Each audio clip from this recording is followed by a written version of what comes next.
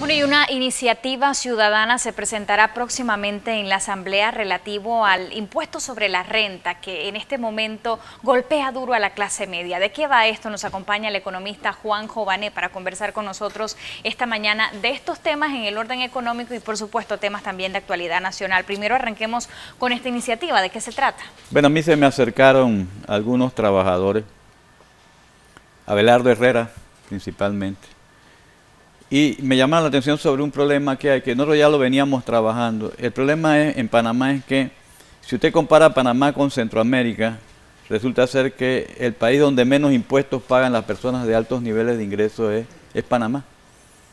Y de hecho, Panamá también en principio está de acuerdo, está por sobre el promedio de lo que pagan impuestos los más ricos en toda América Latina.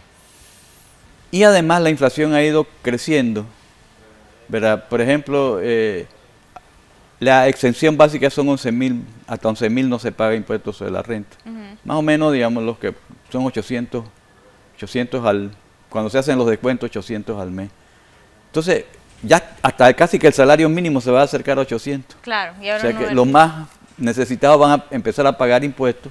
Las clases medias que no han recibido aumentos salariales siguen pagando impuestos sobre la renta y de hecho, digamos, su nivel de vida se ha venido deteriorando entre el 2010, que se dio esa exención, y el 2014 la inflación fue de 20.4%. Entonces, ¿de qué se trata esta iniciativa ciudadana que es, digamos, interesante? Porque es proteger a las clases medias y a las clases trabajadoras. Y lo interesante es que sale de un sindicato esa iniciativa, ¿no? Entonces creo que eso ya lo hace interesante. Entonces, ¿cuál es la idea? La idea es que ese tope se suba para proteger, digamos, a los trabajadores, ¿verdad? Pero que... ¿Se suba cuánto? Para empezar a pagarlo, $1.000, $1.200. Tendría que ser un poco más. Okay. Yo calculo que está entre 1.100 y 1.200 en este momento. Eso hay que afinarlo todavía. Hasta el 5 de octubre tendríamos para afinarlo. Pero, que es el día que lo van a llevar los compañeros. Pero, ¿verdad? La otra cosa es, todo cambio necesita una renta que la compense. Entonces, ¿verdad? Esa se llama la renta sustitutiva. Entonces, nosotros lo que proponemos es que se le suba el impuesto sobre la renta a los que más impuestos ganan. O sea, una persona que está ganando $2 millones al año puede estar pagando la misma tasa impositiva que una persona que gana mucho menos, que gana 250.000 o menos al año. Ustedes están golpeando también a los profesionales. Es decir que la política económica de este país sigue siendo la misma. O sea, aquí se trata de, por salvar a los que más ingresos tienen, se golpean a las clases medias y se golpean a las clases trabajadoras. Entonces yo creo que llegó el momento de ir creando las condiciones para que se forme un bloque histórico entre los sectores trabajadores y las clases medias que logren detener esta rapiña que tienen, digamos, los sectores que dominan el Estado, que utilizan el Estado para acumular sus ganancias, que han llevado al país a esta situación de corrupción, porque realmente, digamos, están afectando seriamente. Hay un Estado fallido para las clases medias, para las clases más vulnerables, para los trabajadores, es Estado fallido, pero ese Estado fallido, digamos, le sirve a los sectores oligárquicos para acumular cada día más riqueza. Y eso, digamos, hay que dirigir, hay que ir buscando medidas como esta que están planteando los compañeros y que vamos a presentar una ley formal a la Asamblea por iniciativa ciudadana para que se tome en cuenta, pero hay que ir buscando eso. Fíjese, por ejemplo, las clases medias. La inflación, hablando de inflación, golpea duro a las clases medias. Pero ahorita los informes oficiales hablan de que estaría menos del 1%. Sí, por 1%. Pero cuando usted ve educación y salud no están en 1%. Por lo menos están en 2%, ¿verdad? Y va a ser peor el próximo año con la subida porque son cosas que usan los sectores medios. Si usted ve los nuevos créditos al consumo, que había sido un poco por donde se escapaban las clases trabajadoras y las clases medias, este año, por lo menos hasta junio, ¿verdad? Había caído como en 4% los nuevos créditos al consumo, lo cual significa que los bancos ya no quieren, ¿verdad?, seguir tanto por esa vía y la gente ya está topada con el crédito. Ya la gente está pagando la tarjeta de crédito para seguir usando la tarjeta de crédito. Claro. Entonces, digamos, pagando impuestos para que los ricos no paguen impuestos. O sea, por otro lado, la clase, esta clase política haciendo desastre con los fondos públicos. y por otro lado, digamos, la inflación que golpea a los sectores medios y a los sectores más pobres. Entonces, realmente, aquí hay todo un sistema que es como una especie de pirámide donde todo recae, para sostener esa cúpula, todo recae sobre los sectores medios y sobre las clases trabajadoras. Entonces, eso hay que pararlo en el país porque vamos en una dirección incorrecta. Ahora, ¿procederá esto a discusión, al menos en la Asamblea Nacional de Diputados? Es una buena iniciativa para la clase media, pero falta que tenga discusión en la Asamblea. Yo pienso que no, fíjese. Pero yo creo que, digamos, lo que tenemos que ir creando conciencia. Vamos a ver qué pasa.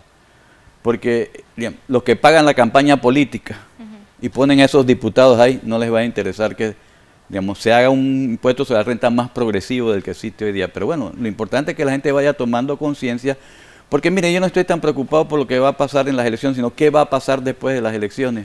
O sea, el Fondo Monetario está diciendo que aquí no se cobran muchos impuestos. Si van a poner más impuestos, se lo van a poner a las clases medias y a los trabajadores, porque el trabajador paga el 7% todos los días. Pero, por ejemplo, se habla de que en conjunto se están haciendo las discusiones para que se aumente el salario mínimo de los panameños y que se abre la discusión tripartita. ¿Esto podría ser una solución a esto o se iría entonces en los impuestos? Mire, lo que pasa es lo siguiente. Lo que pasa es que el gobierno no ha cumplido ni siquiera con la ley. Porque la ley dice, bueno, hay que regular los precios, sí, pero hay que entonces desmontar lo que se llaman las distorsiones de mercado. Y las distorsiones de mercado es el control que tienen los oligopolios en este país, los supermercados, por ejemplo, que tienen en este país sobre los artículos de primera necesidad. Entonces, antes que suban el salario mínimo, ya en el comercio subieron los precios y ese salario mínimo adicional no sirve para nada, pues simplemente, digamos, entonces necesitamos una política de distribución del ingreso. Es decir, bueno, vamos a ver qué hacemos con el salario mínimo, pero a la vez no permitamos que ese salario mínimo quede en la caja registradora del comercio. Eso es lo que hay que hacer, pero digo, no se hace porque este país, mientras los sectores medios y los sectores trabajadores no tengan fuerza política, no va a pasar nada.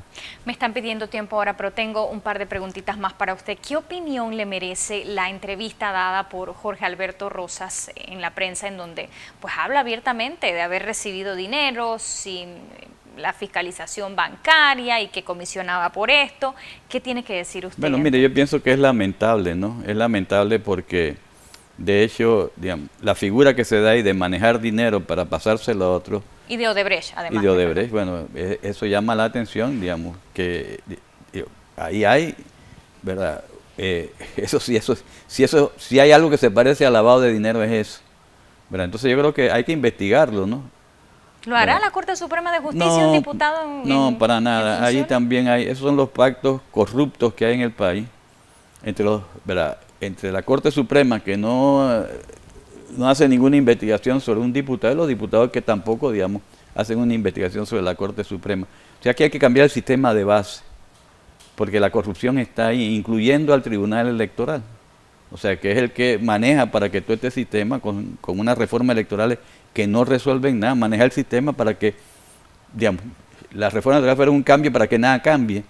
Entonces, por eso hay que tomar esta conciencia. La conciencia, digamos, no debe parar en qué va a pasar en las próximas elecciones, sino cómo vamos a salir, digamos, en los próximos años creando una fuerza social, política, que sea capaz realmente de empezar a darle al país la posibilidad de transformar de base la sociedad panameña. Y me quiero quedar con esa reflexión final, pero por último, en este septiembre en la prensa hablaban de la posibilidad de que usted se postulara por la vía independiente.